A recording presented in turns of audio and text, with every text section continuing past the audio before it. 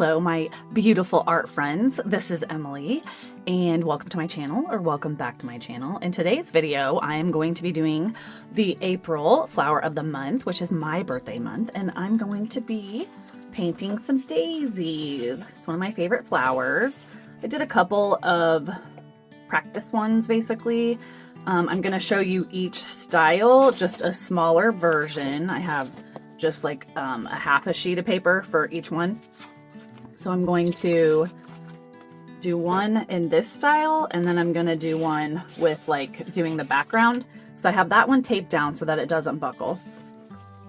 And then I got some free pictures off of Pixabay of different daisies. So I did a couple of different shaped ones. I did, this one is basically this one here, and I just did one closed. I kind of looked up some pictures just online. And then this one here is basically like that one. So you can look up any picture that you want to, and if you don't want to draw it, you can always kind of just trace it if that makes it a little bit easier for you. This one here, I had done this one here, and then I drew this one here, and then this one here. So they're not exact. I mean, the whole point is just to kind of get the gist of it, of the shapes, basically. So it's very hard to see, I know, on camera, kind of. They're really, really pretty. That's why this one's kind of nice too, so you can have the background and it helps kind of move the flowers forward. So to draw them, I kind of sketched this out lightly, but I'm going to show you. The petals are skinnier near the center, and then they kind of go out a little bit, and then there's like a little notch at the top, and then it goes back in.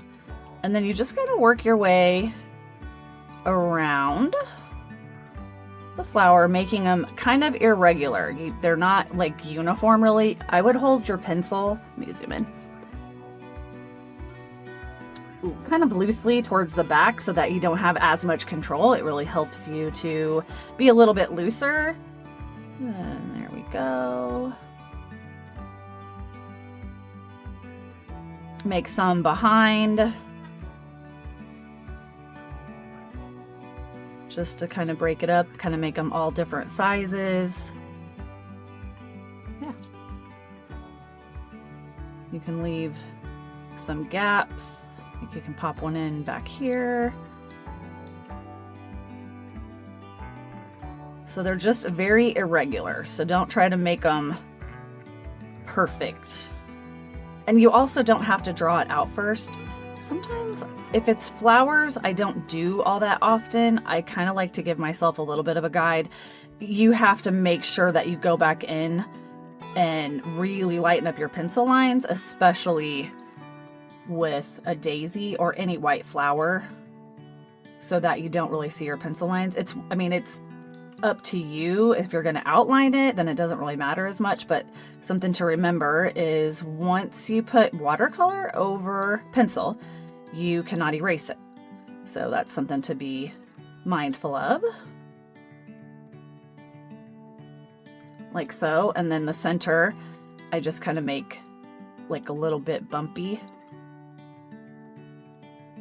And depending on where you put the center of the flower, like this one is drop down a little bit, so then these petals are a little longer than these.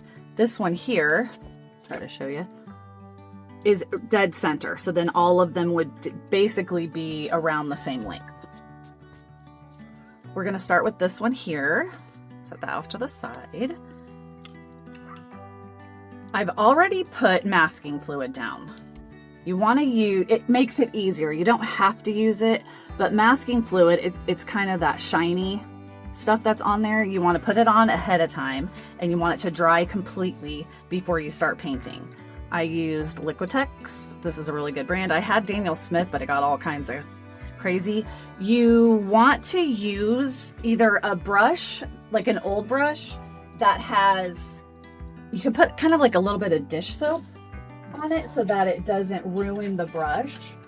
Or I have these little, they're like rubber, so then it just wipes right off, so you don't have to worry about it ruining a brush. So these are really nice. I have all different shapes and sizes. I'm using my trusty Meiliang set, and I already have my paints ready to go. I'm going to be using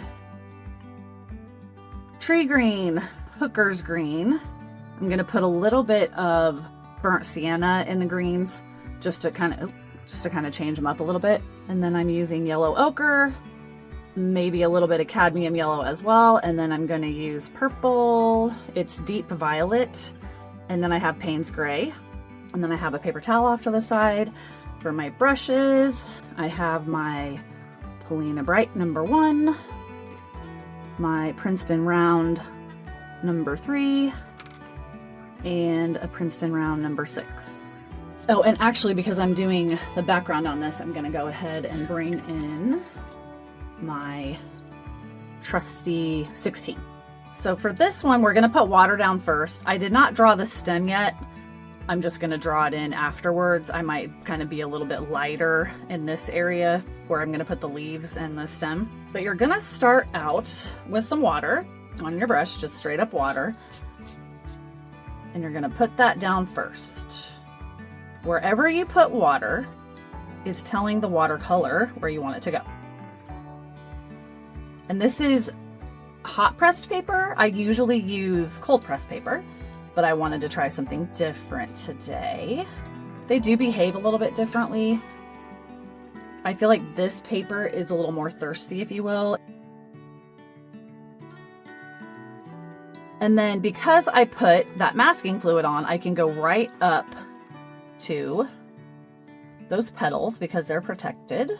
I can get in between all those with the color. I've got my #1 now. I'm gonna do background of the Payne's gray this time. Last time I did purple, but I just wanted to change it up. So I'm gonna put some down. You wanna work quickly so that it kind of blooms out and diffuses a little bit more naturally. And then if you need a little bit more water, you can bring some in. Like I said, this paper is extra thirsty, I feel like, so it really soaks it up.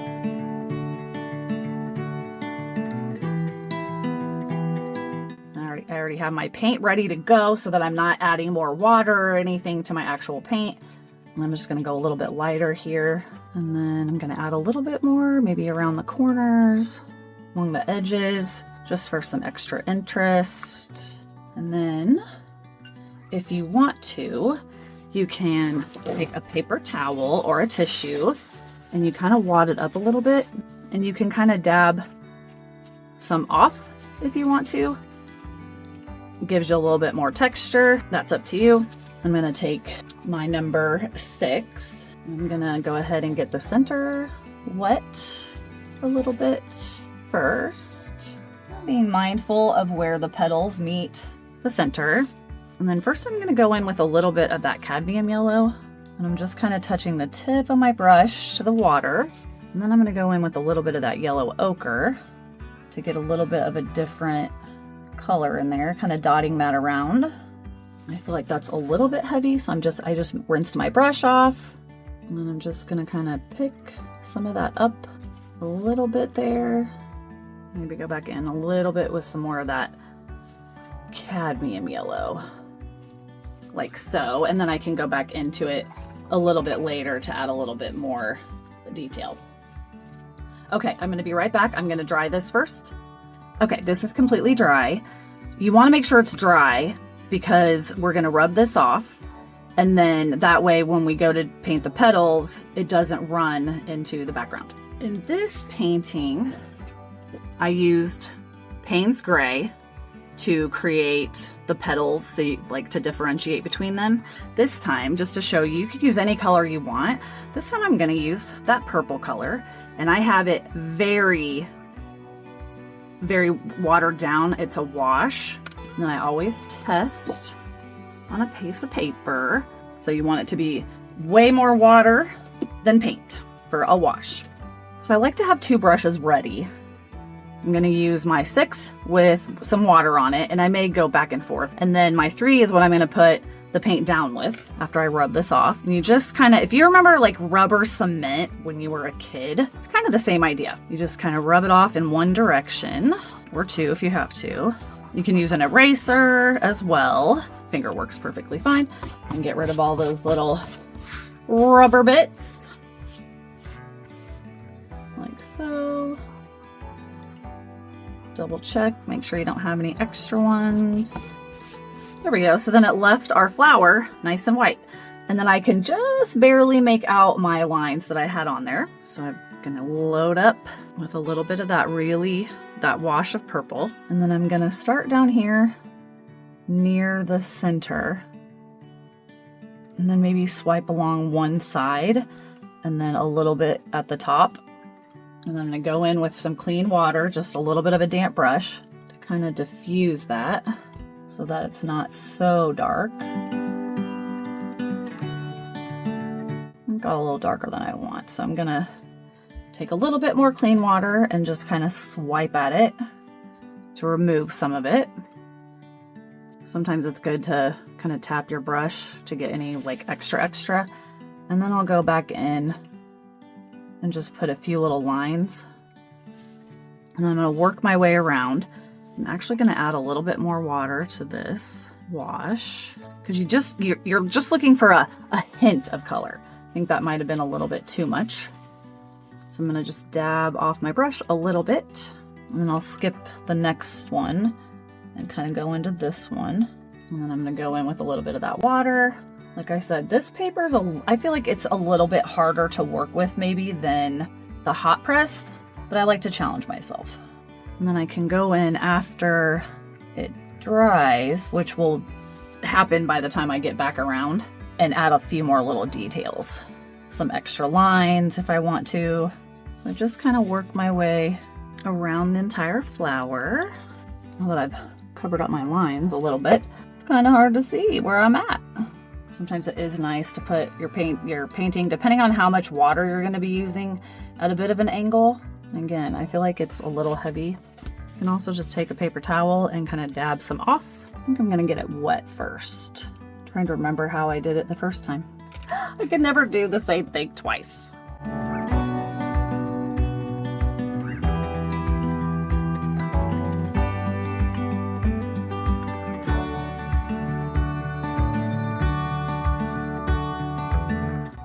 Then that helps give it a little bit of a lighter touch, I feel like. Again, I'm just kind of barely dipping the tip of my brush into my paint. So I'm just getting a little bit on. I feel like a surgeon switching from brush to brush. It's like, scalpel, please. And I'm continuing to kind of just dab my brush off on my paper towel. And this is just a really quick way to paint some daisies. And again, you can just kind of push down and remove a little bit of that color as well. After you go around a little bit, you can kind of decide on what method you like better. If you want to get it wet first, or if you just want to go in with just a little bit of that wash first and then bring a little bit of water in to just diffuse it a little bit. Maybe lighten it up a little bit. It is supposed to be a daisy, so they are white, obviously, but it's hard to just do white, you know, whenever you're painting white. There's always a little bit of a shadow. Nothing's completely white.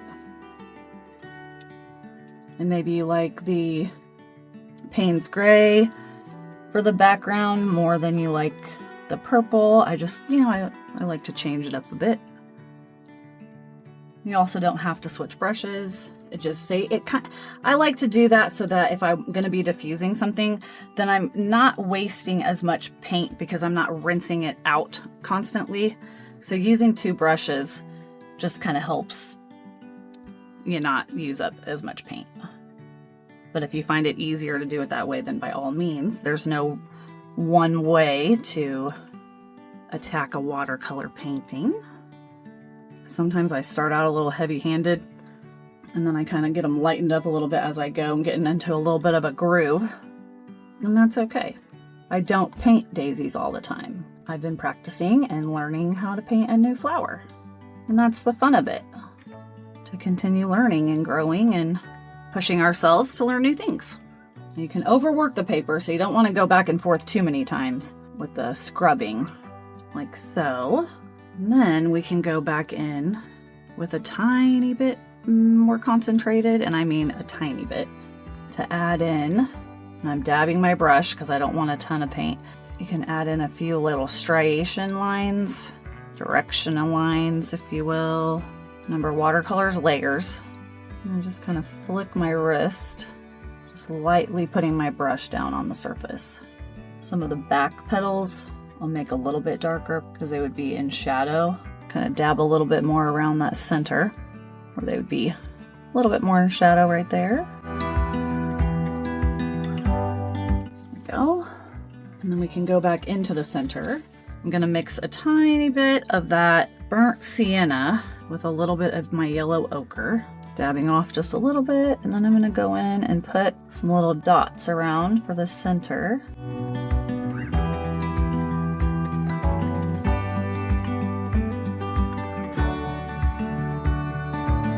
Do some kind of extra again right around the edge there where it meets the petals, and then I can rinse my brush and just diffuse that a little bit. Okay, sorry if you heard some sneezing in the background. My cat was in here. He's got a little bit of a sneeze issue. So anyway, okay, now I'm going to use my 6-inch round, and I'm going to go ahead and throw a stem in here. And my paint's fairly creamy, and first I'm going to use a little bit of that tree green. I'm just going to kind of put a stem right here, going with a little bit more since I've got that blue there, or Payne's gray I should say, which is a bluish.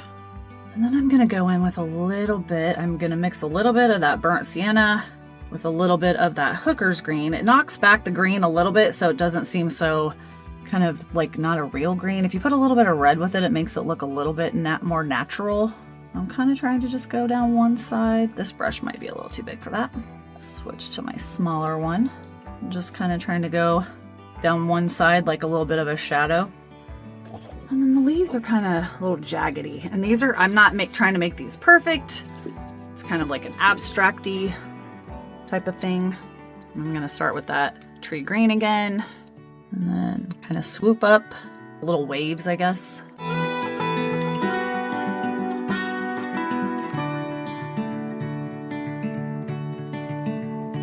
You can add just a little bit of like grass or something if you want. Just kind of flicking my brush. And then I'm going to go in again with a little bit of that darker hooker's green with a little bit of that burnt sienna. Kind of add a little bit of maybe veining. And kind of flick my brush in here as well. This leaf got a little bit crazy. You can kind of change it up a little bit as well. There we go. Super, super easy. You can also do a little white splatter if you want to. And if you feel like you got too heavy with the shadow color, then you can always go back in with like a white Posca pen and then add some more striations to put the white in. So yeah, you could just go in and kind of add a little bit of that white back in. I'm not a purist, I'm a mixed media artist, so I don't have a problem using another supply to achieve my goal when it comes to my artwork. Some people would never, but I'm not some people. And you could even throw in a little bit of white in the center. There we go. I added just a little bit in the leaves as well. So there's that one. And then I'm gonna do this one just a little bit faster. I thought the other one was gonna be faster. You guys know me. I feel like I'm gonna do it faster and then it's like 5 hours later.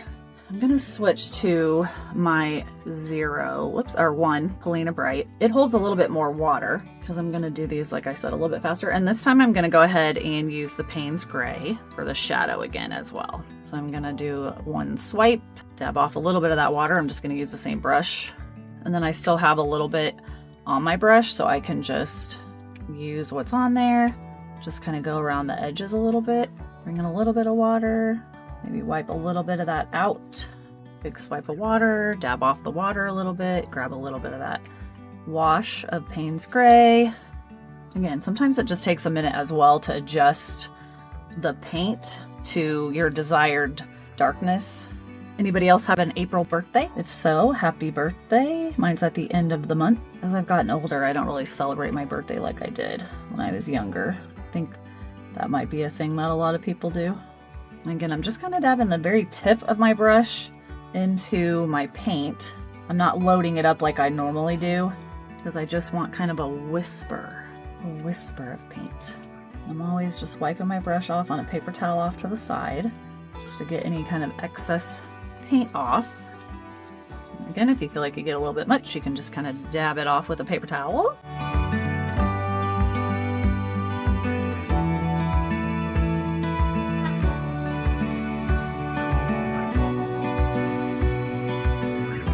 And this one's behind, so I am going to keep it a little bit darker. And remember, where you put the water is where the paint is going to go. So if you find it easier to only put the water in certain parts of the petal, then you can certainly do that. So doing the background, like we did on the first one, pushes the flower forward. So it's a fun way to kind of give your flower more of an outline so it just sticks out more. But I like both ways to tackle it. It's just whatever your preference is. You could also put the background color in and throw some salt on it to give the background a little bit of texture. You want to make sure you let that kind of dry naturally so that it gives the salt a chance to kind of soak up any of the paint naturally. I have just a little bit of paint still on my brush, so I'm just kind of going through and swiping a couple of those with just a little bit on the brush. Again, this petal is behind, so I'm going to leave a little bit more on that one so that it looks like it's an extra shadow. And you can see my pencil lines a little bit. I forgot to go in and rub those out a little bit more from when I drew them in for you to see them, and that's okay. Because again, I could outline it as well if I wanted to. And now I'm gonna go in with you could use a liner brush, but I'm gonna go ahead and use my number 3 because that's what I have handy. All right, so I'm just barely touching my brush. Gonna kind of dab it off a little bit. And then you can go in and create some of those little direction lines. They have little kind of markings on their petals. So throw a few of those in for some texture. And just dabbing off a little bit. I do some on the ends and then some near the center. You don't have to hit every petal if you don't want to. I end up kind of doing it. I get a little crazy.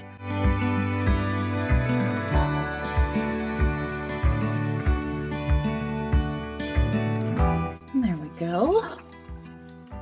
And then we can go ahead and pop that center in. This dries really quickly, so I'm not too worried about it running. And then I'm going to go ahead and go in with this cadmium yellow. Put some down, rinse my brush. Then I have just a little bit of water in it. And then I'll use that water to spread out what I've already got down on the page. A little bit more. You can leave a little bit of white area. Then I'm going to go in with a little bit of that yellow ochre. I'm going to water it down a little bit and then kind of dot some of that in around the edges. And then again, if I think that's too heavy, rinse my brush out a little bit. And then you can even kind of just go in and pick some of that up. And then while it's still wet, you can kind of go in with just a little bit kind of in the center like so. And then I'm going to go ahead and put in the stem. I'm using the tree green again.